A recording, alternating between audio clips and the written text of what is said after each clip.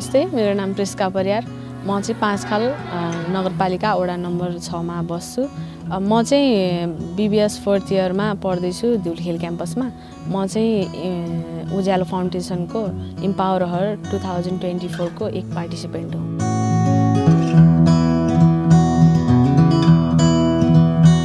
मैले समुदायबाट चाहिँ धेरै राम्रै साथ सहयोग पाएको छु। मैले इम्पावर हर प्रोग्रामको सूचना पनि समुदायबाट नै पाएको हो। मलाई चाहिँ एकजना दिदीले कल गरेर बोलाउनु भयो। महिलाहरूको नेतृत्वको लागि प्रोग्रामहरू लिएर आउनु हुँदो रहेछ। राम्रो लाग्यो अनि म अहिलेसम्म नै राम्रोसँग जोडिरहेको छु।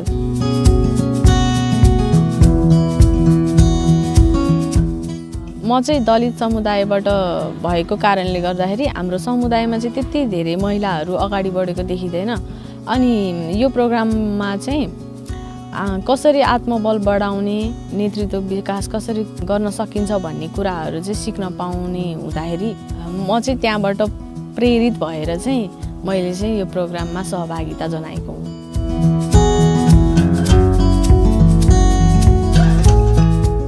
म चाहिँ पहिला त्यति राम्रो खुलेर बोल्न सक्दिनँ थिएँ। जहिलेदेखि चाहिँ मैले इम्पावर प्रोग्राममा सहभागी जनाएँ, मैले चाहिँ आफूमा धेरै परिवर्तन पाएको छु।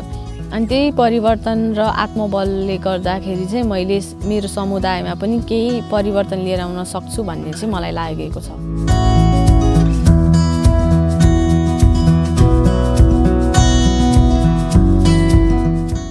हाम्रो समूहले मानव बेचबिखन विरुद्ध हाम्रो आवाज भन्ने विषयमा सामुदायिक पैरवी परियोजना गरेको थियो।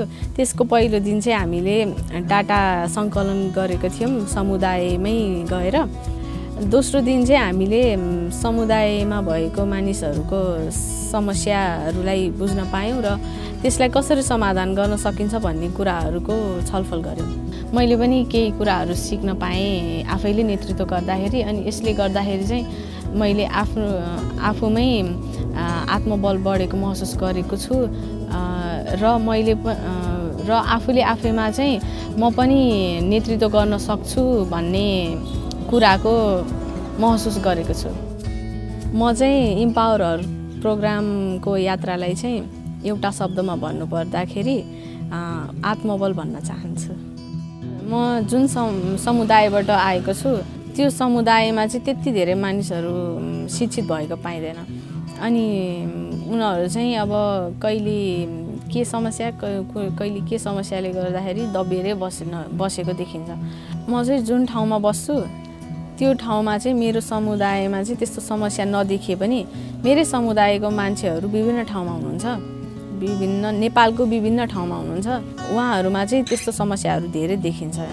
अनि त्यही समस्यालाई नै हाम्रो समुदायको मान्छेहरू चाहिँ एकजुट भएर लाग्ने हो भने चाहिँ यो समस्याको चाहिँ समाधान हुन्छ जस्तो चाहिँ मलाई लाग्छ।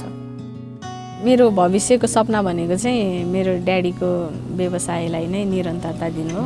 किनभने ड्याडीले त्यही व्यवसायबाटै हामीलाई पढाउनु भयो, घर चलाउनु भयो, हामीलाई ठुलो बनाउनु भयो।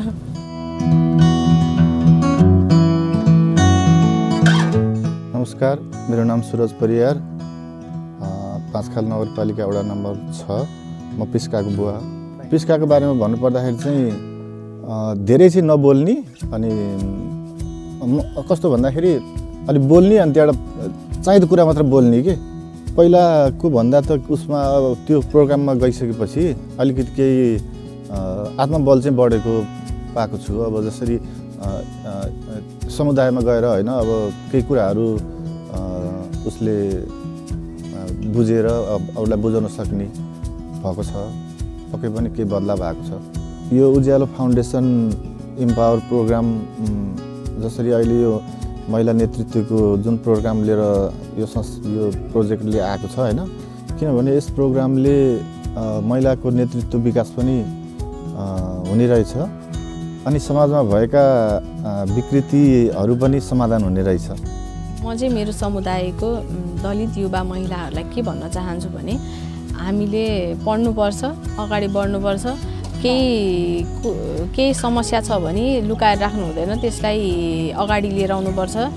समस्याहरूलाई अगाडि लिएर आयो भने मात्रै समस्याको समाधान हुन्छ। त्यसैले केही कुराहरू छ भने चाहिँ लुकाएर राख्नु हुँदैन। अनि इम्पावरहरू जस्तो प्रोग्रामहरू, नेतृत्व विकास गर्ने केही प्रोग्रामहरू समुदायमा आउँछ भने चाहिँ त्यस्तो प्रोग्रामहरूलाई छोड्नु हुँदैन, सहभागिता जनाउनुपर्छ। यसले गर्दाखेरि धेरै नै साथ सहयोग पनि मिल्छ।